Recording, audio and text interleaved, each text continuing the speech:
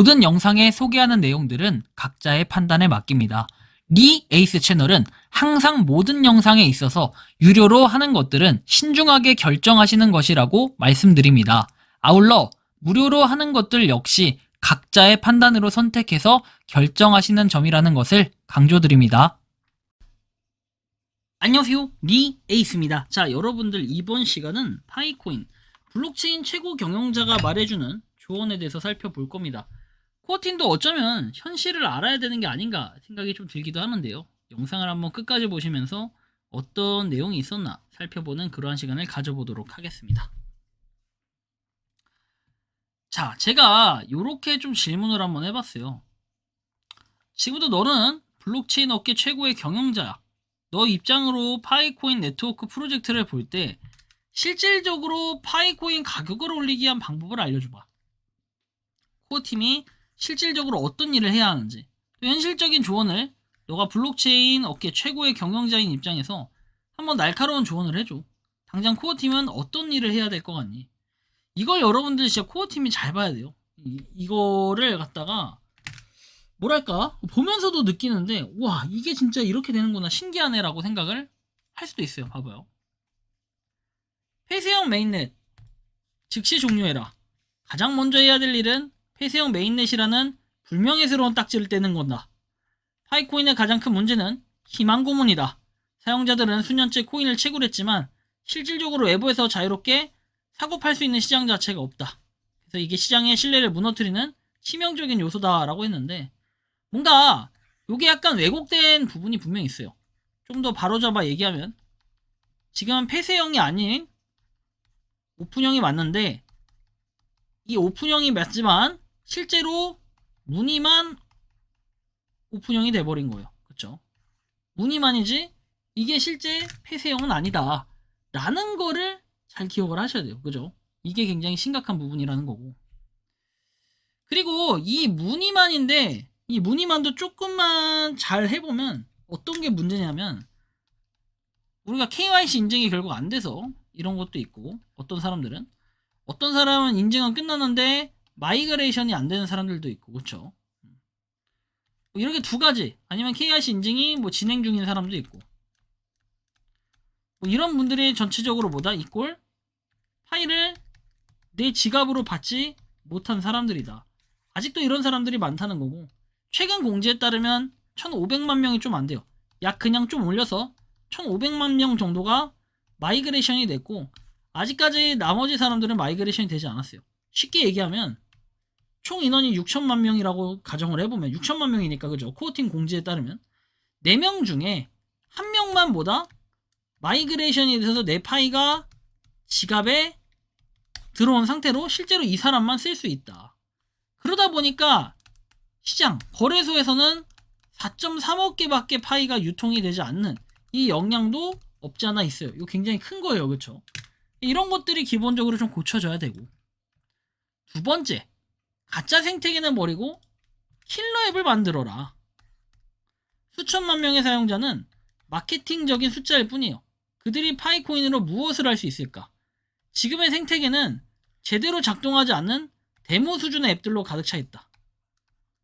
이 D앱 예전부터 강조했고 지금 해커톤도 진행이 되고 있지만, 이 해커톤에서 나온다고 해도 크게 의미가 없어요. 지난 최소한 2021년, 22년, 23년, 24년 이때 했던 해커톤에는 별 내용이 없었다. 이런 것도 또 기억을 하셔야 될 부분이에요. 코어팀은 더 이상 앱들을 모으는 것에 집중하지 말고 파이코인으로만 해결할 수 있는 단 하나의 킬러 앱을 직접 개발해야 돼요. 이게 맞는 게 100개가 100날이 있어도 한 개 만든 것만 못하면 완전 쓰레기 앱이 돼버립니다.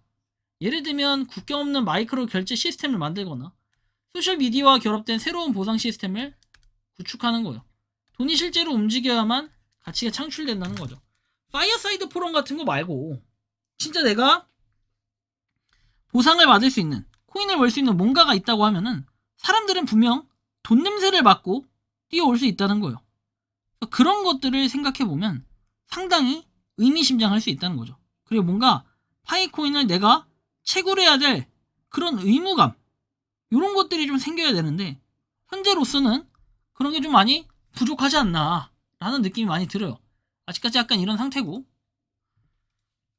소통이 아닌 투명성을 확보해라. 현재 코어팀의 소통 방식은 사용자들을 지치게 하고 있다. 막연한 로드맵과 희망적인 메시지는 이미 한계를 드러냈어요. 약속이 아닌 결과를 보여줘야 될 때요. 이 예로 여러분들 도메인 경매 있죠. 이 도메인 경매는 6월 30일에 끝났어야 되는데 6월 30일에 끝나지 않고 9월 30일까지 밀렸어요. 여기서 만약에 또 밀리면 어떨까요? 작년에 뭔가 이거는 KYC 인증의 데자뷰를 보는 듯한 그런 현상이라 가지고 사실 좀 아쉬워요. 이런 것들이 약속이 이행이 되고, 그리고 뭔가 실질적인 로드맵, 일정이 포함된 로드맵을 통해서 사람들한테 좀 더 기대감을 올릴 수 있는 뭔가 촉매제가 필요해요.